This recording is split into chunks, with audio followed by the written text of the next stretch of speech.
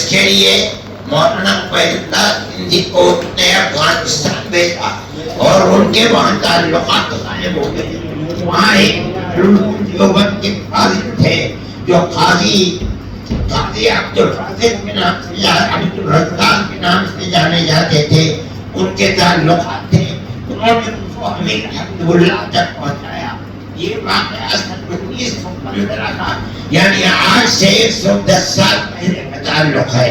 ہمارا یہ تعلق آزادی وطن کے سلسلے کے اندر ہے جس کے وہاں جماعت حکومت قائم کی گئی مولانا فتح نے.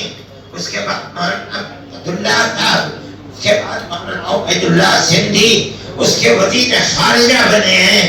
میں یہ سمجھتا ہوں کہ انہوں نے ہندوستان کے اندر ایک ایسی حکومت جو ساری دنیا کے اندر یہ کہتی تھی کہ ہماری حکومت میں سورج غروب نہیں کرتا, ہمارے اکابر نے اس کا مقابلہ کیا, ان کو دھول چٹائی اور ان سے ملک کو آزاد کرایا.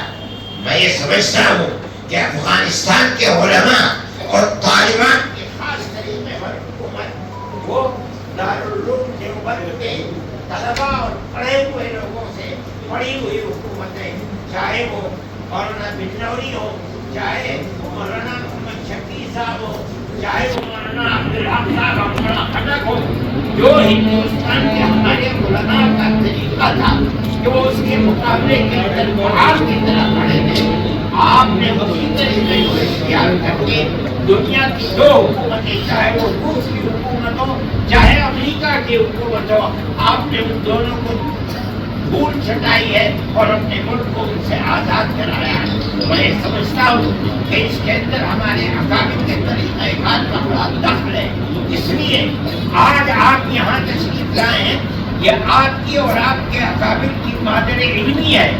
اس کے ساتھ ساتھ انہوں نے ملک کی آزادی کے لیے جو انتہائی مضبوط کارنامے کیے ہیں, آپ کے کارنامے ان کے بعد اور ان سے حاصل کردہ کارنامے ہیں. اس کا مطلب یہ ہے کہ آپ ان کے راستے پر چلے, اور ہمارا ماننا یہ ہے کہ مسلک کے اعتبار سے, مذہب کے اعتبار سے, ملک کی آزادی کے اعتبار سے جو آپ کر رہے ہیں اس کا ثواب یقیناً آخرت ان کے لیے بھی ہوگا.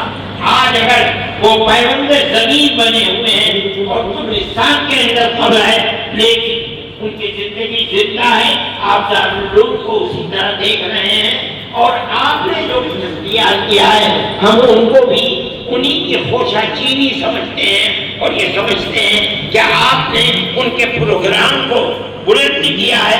اللہ تعالیٰ آپ کو بلندی عطا فرمائے.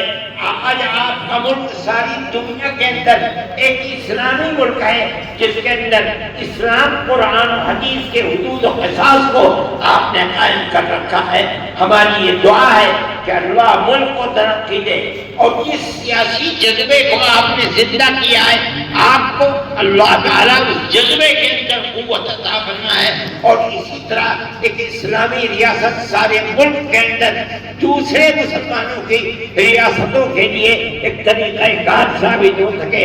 اور جو آپ کے ارد گرد کی ریاستیں ہیں, تاجکستان ہے, ازبکستان ہے, پاکستان ہے, اور روس کی چھوٹی چھوٹی ریاستیں, وہ بھی اسلامی نظام کے اسی طریقہ کار کو خدا کرے قائم و دائم کر سکیں.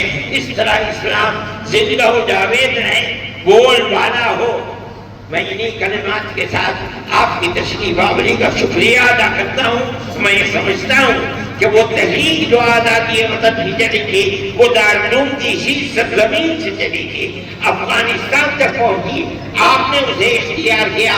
آج اپنی مادر علمی کے اندر گویا کہ آپ مادر وطن کے اندر بیٹھے ہیں. ہمارے دل اس سے خوش ہیں, آپ جس جذبے کو دیکھ رہے ہیں یہ اسی خوشی کا جذبہ ہے. اللہ آپ کو خیر و عافیت کے ساتھ لے جائیں. دارالعلوم کی طرف سے آپ بھی سلام قبول کریں, اور میں کہتا ہوں کہ آپ امیر المومنین کو بھی ہمارے جذبے کو پیش کریں اور ہمارا سلام پیش کریں. وآخر دعوانا الحمدللہ رب العالمین.